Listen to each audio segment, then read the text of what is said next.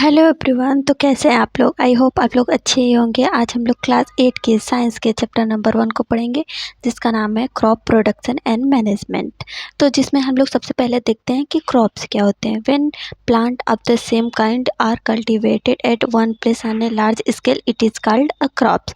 जब एक ही प्रकार के ढेर सारे पौधे एक ही स्थान पर उगाए जाते हैं तो उसे हम लोग क्रॉप्स कहते हैं। For example wheat and rice. ये ऐसे प्लांट होते हैं कि एक ही प्रकार के ढेर सारे पौधे एक ही स्थान पे लगाए जाते हैं। इनको हम लोग एक नहीं लगा सकते हैं, इनको ढेर सारे लगाते हैं एक ही स्थान पे, उसी को हम लोग क्रॉप्स कहते हैं। तो classification of crops based on the season. Crops को हम लोग सीजन के बेस पे क्लासीफाई करते हैं। तो दो टाइप के क्रॉप्स होते हैं, पहला kharif crops, second rabi crops. पहला kharif crops. The crops which are grow in the rainy season are called kharif crops. जिस क्रॉप्स को हम लोग रेनी सीजन में उगाते हैं उसे खरीफ क्रॉप्स कहते हैं। रेनी सीजन इंडिया में जून से सितंबर तक होता है। एग्जाम्पल में जैसे paddy, maize, soybean, groundnut ETC. Paddy means rice होता है, मैज मीन्स मक्का, soybean means soybean, groundnut means मूंगफली। ये सारे ऐसे क्रॉप्स हैं जिसको हम लोग खरीफ क्रॉप्स कहते हैं। इस क्रॉप्स को रेनी सीजन में उगाते हैं। जिस क्रॉप्स को रेनी सीजन में उगाते हैं उसे खरीफ क्रॉप्स कहते हैं।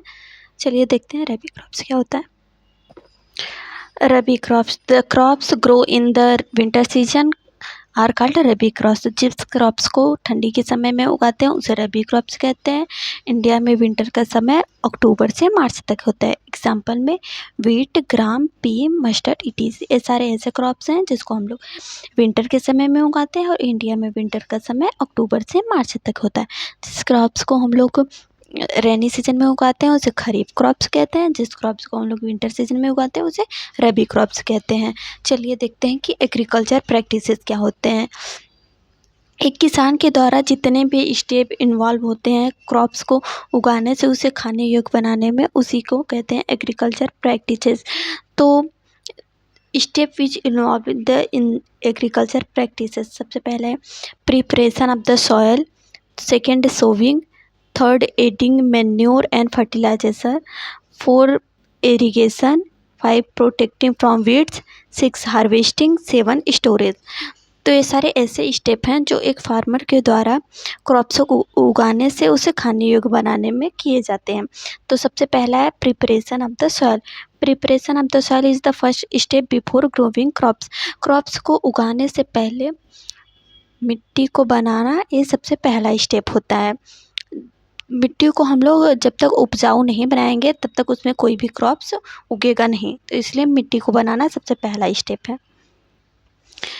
तो मिट्टी को बनाने के लिए सबसे पहला मेथड है प्लगिंग और tilling, turning and loosening of the soil, जिसमें सॉइल का उलट पुलट करते हैं सॉइल को हम लोग और उसमें स्पेस बनाते हैं ताकि जो प्लांट का रूट है वो अंदर तक पेनिट्रेट हो सके।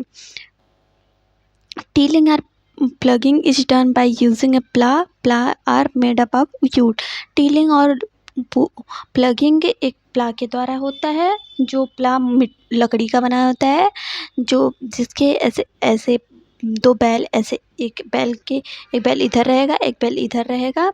इस बैल के बीच में ऐसे बांध देंगे तो ऐसे ऐसे ऐसे ऐसे और जब बैल डोलेगा तो ये भी ऐसे ऐसे ऐसे ऐसे जाएगा और मिट्टी के क्लम्स को तोड़ता है। Agriculture implements before sowing the seeds it is necessary to break soil crumbs to get better yield। तो क्रॉप्स को उगाने से पहले, उसमें बीज बोने से पहले खेत में सबसे पहले जो खेत के बड़े बड़े ढेले हैं, क्लम्स हैं, गुच्छे हैं, उसको तोड़ना पड़ता है। तो इसको हम लोग प्ला, हुई और कल्टीवेटर के मदद से तोड़ते हैं। ये सारे टूल्स हैं जिसका यूज़ एक क्लम्स को तोड़ने में और टर्निंग एंड लूजनिंग में किया जाता है। सबसे पहले देखते हैं प्ला क्या होता है। This is used since ancient time for tilling the soil and this is made of would and it is drawn by a pair of bulls और अदर एनिमल्स। ये पुराने समय से यूज होता जा रहा है मिट्टी को तोड़ने के लिए और ये लकड़ी का बना होता है। It is drawn by pair of bulls of animal. 2 बैलों के द्वारा इसे चलाया जाता है मिट्टी को तोड़ने के लिए। जब 2 बैल एक लकड़ी को खींचेंगे तो उससे मिट्टी उलट पुलट होगी और उसमें जो क्लम्स रहेंगे वो टूटेंगे। हुए भी एक टूल्स है जिसका यूज़ हम लोग मिट्टी के क्लम्स को तोड़ने में और मिट्टी को लूज़ बनाने में और मिट्टी को टर्निंग करने के लिए यूज़ करते हैं। It is simple that tool which is used for removing weeds and for loosening of the soil. वही बताया ना, जिसका यूज़ हम लोग मिट्टी को तोड़ने, मिट्टी के क्लम्स को तोड़ने में और उसे लूज बनाने में करते हैं। कल्टीवेटर, आज के समय में सब लोग कल्टीवेटर का यूज़ करते हैं मिट्टी को टीलिंग और प्लगिंग करने के लिए। इसमें एक ट्रैक्टर होता है जिसमें ऐसे ऐसे ऐसे ऐसे ऐसे ऐसे लगा रहता है, जो ऐसे चलेगा तो इससे ऐसे ऐसे ऐसे ऐसे मिट्टी का टर्निंग होगा। तो पहला प्रोसेस था प्रिपरेशन ऑफ सॉइल, जो हो गया। अब दूसरा प्रोसेस है सोविंग, बीज को बोना। The process of planting seed in the soil for the purpose of growing crops. ये एक ऐसा प्रोसेस है जिसमें हम लोग बीज को, सीड को बोते हैं और जिससे प्लांट ग्रो होता है। बीज को ऐसे डाल देंगे खेत में तो उसे प्लांट ग्रो हो गया, उसी को हम लोग कहते हैं sowing. Before sowing good quality of and healthy seeds of a variety are selected. बीज बोने से पहले एक अच्छे क्वालिटी का सीड लेना बहुत ज़रूरी होता है। तो एक अच्छे क्वालिटी का सीड लेने की जांच करने के लिए सबसे पहले बीज को हम लोग लेंगे और उसे पानी में डाल देंगे। तो जो ख़राब बीज होंगे वो ऊपर सरफेस पे आ जाएंगे पानी के, क्योंकि उसमें स्पेस बन जाता है बीज के अंदर। जो ख़राब रहते हैं वो पानी के ऊपर आ जाते हैं। हमारे घर में मम्मियाँ और लोग भी दाल वाल बनाती हैं तो उसको धोती हैं, तो जो ख़राब दाल रहते हैं वो ऊपर आ जाते हैं। तो ऐसे ही ख़राब बीज जो रहेंगे वो ऊपर आ जाएंगे। ट्रेडिशनल टूल फॉर सोविंग, बीज बोने के लिए जो पहले के लोग रहते थे वो इस टाइप के टूल्स का प्रयोग करते थे बीज बोने के लिए। Funnel shape device are used for sowing seed. एक फनेल शेप का डिवाइस है, इसको फनेल कहते हैं। जो फनेल, इसका शेप फनेल है, तो ये फनेल शेप का डिवाइस है जिसमें हम लोग सीड को भरते हैं। तो यहाँ से सीड यहाँ से जाएगा, तो यहाँ से ये जो पाइप की तरह है, इस शार्प रहता है, तो यहीं से बीज ऐसे ऐसे खेत में लगता है। इसका डिवाइस हम लोग पहले के समय के लोग करते थे। आज के समय में सीड ड्रिलिंग की यूज़ से बीज को बोया जाता है। Use tractor for the sowing the seed, this the seed uniformly at equal distance and depth. इसमें जो बीज बोने की प्रक्रिया है वो ट्रैक्टर के द्वारा होती है, जो सीड्स को बराबर डिस्टेंस पे बोता है और थोड़ा सा अंदर, ऊपर दिखता नहीं है, ऐसे अंदर डाल देता है ताकि जो चिड़िया हैं उसे ले ना सकें। तो ये सेफ भी रहेगा, और ज़्यादा अंदर नहीं डालेगा ताकि उसको इन्वायरमेंट मिलता रहे और फोटोसिंथेसिस के लिए सनलाइट मिलता रहे, इसीलिए। 3 है एडिंग मैन्योर एंड फर्टिलाइजर्स। पहला था प्रिपरेशन ऑफ सॉइल, सेकंड था सोविंग, थर्ड है एडिंग मैन्योर्स एंड फर्टिलाइजर्स। तो मैन्योर और फर्टिलाइजर्स को हम लोग ऐड करते हैं फॉर द न्यूट्रिशन। अगर इसको ऐड नहीं करेंगे तो प्लांट को न्यूट्रिशन कहाँ से मिलेगा, तो ये भी बहुत इंपॉर्टेंट स्टेप है। The substance which are added to the soil in the form of nutrition for the healthy growth of plant are called manure and fertilisers. जो सबस्टेंस सॉइल में ऐड किए जाते हैं न्यूट्रिशन के लिए, उसी को हम लोग कहते हैं मैन्योर एंड फर्टिलाइजर्स। इसको ऐड करने से प्लांट को न्यूट्रिशन मिलता है और उसकी ग्रोथ में बढ़ोतरी होती है। चलिए देखते हैं मैन्योर्स बनता कैसे। प्लांट और एनिमल का जो वेस्ट निकलता है उसी को डिकम्पोज करते हैं। डिकम्पोज करेंगे तो मैन्योर्स बनेगा। ये ऑर्गेनिक खाद होता है, ये कोई केमिकल कंपाउंड से नहीं बनता है, ये ऑर्गेनिक बनता है प्लांट से और एनिमल के वेस्ट से। एनिमल और प्लांट को डिकम्पोज करेंगे तो मैन्योर्स बनेगा। Fertilisers are chemical which are rich in the particular nutrients. Fertilisers chemical के द्वारा बनता है जो बहुत सारे न्यूट्रिएंट पार्टिकल में रिच रहता है। Fertilisers are produce in the factory. Fertilisers को हम लोग फैक्ट्री में प्रोड्यूस करते हैं। ऑर्गेनिक खाद नहीं होता है, इसको हम लोग फैक्ट्री में केमिकल के द्वारा प्रोड्यूस करते हैं।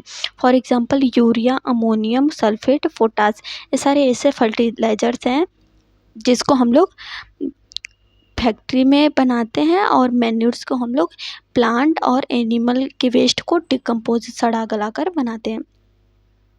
क्रॉप्स रोटेशन ये ऐसा मेथड है जिससे प्लांट की जो खेत है उसकी न्यूट्रिशन को बनाए रखने के लिए इसका यूज़ करते थे पहले के लोग, अभी के लोग भी करते हैं। This can done by growing different crops alternately which help replenishing the soil.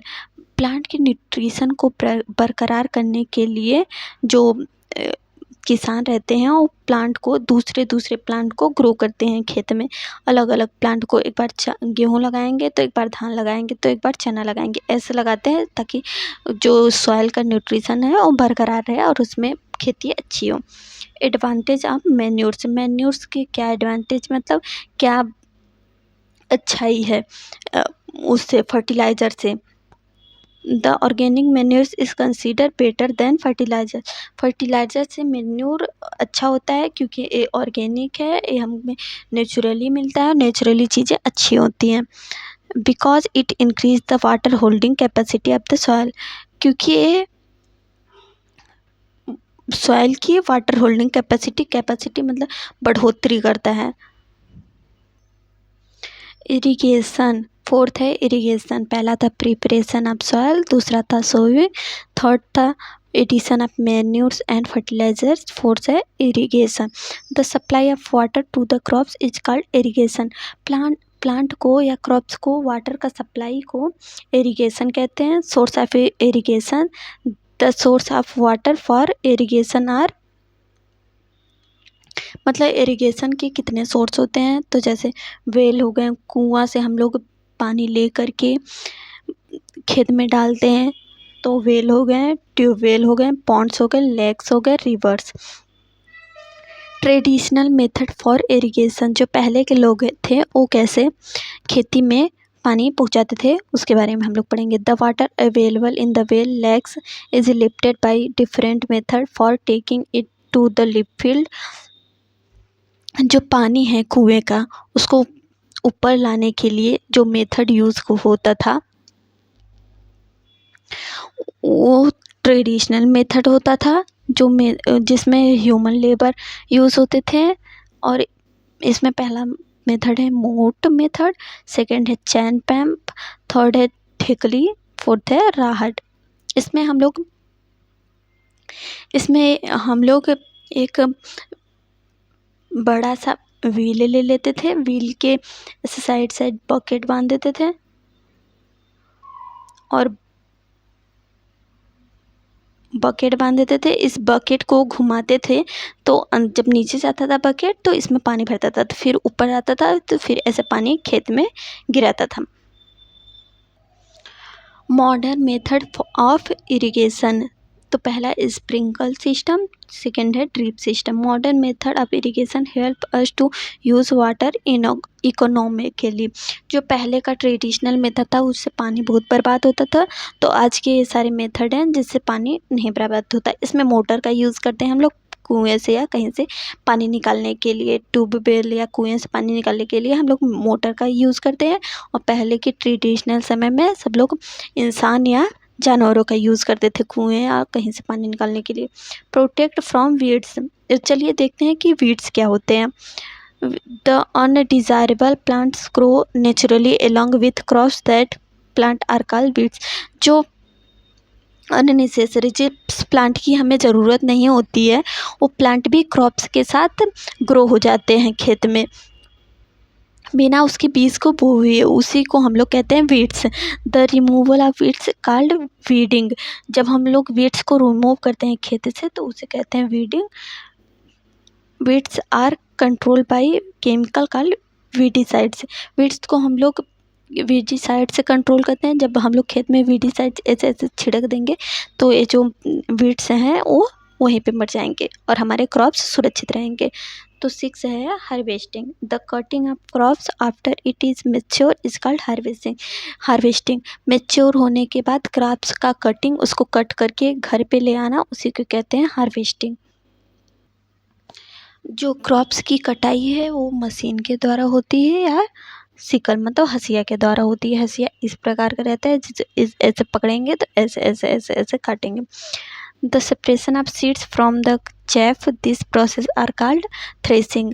जब पौधे से सीड्स मतलब बीज का उसको अलग कर देना, उसके जड़ को अलग कर देना और उसके सीड्स को अलग कर देना, उसी को कहते हैं थ्रेसिंग। कंबाइन मशीन का यूज़ हम लोग करते हैं जो हार्वेस्टिंग और थ्रेसिंग दोनों कर देता है एक ही साथ, उसको काट भी देगा और उसके बीजों को प्लांट से अलग भी कर देगा। Farmers with small holding of land do the separation of grain and chaff by winnowing.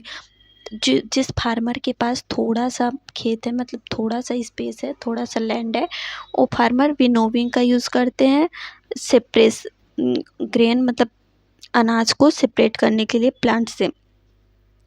तो 7 है storage. Storage the grain in air tight container. जब हम लोग प्लांट को काट लेंगे, उसे ग्रेन को प्लांट के भाग से अलग कर देंगे तो उसे एयर टाइट कंटेनर में रखना पड़ेगा। एक ऐसे कंटेनर में जहाँ पे एयर का कंटामिनेशन ना हो या फिर उसमें मॉइस्चराइज़र का कंटामिनेशन ना हो, मतलब रिएक्ट ना कर पाए, जिससे कि वो ख़राब ना हो जाए। उसमें अगर उसमें मॉइस्चर लग जाएगा, मॉइस्चर फिर आ जाएगा तो वो ख़राब हो जाएगा। तो इसलिए हम लोग को अनाज सुखा के रखना चाहिए ताकि वो ख़राब ना हो जाए।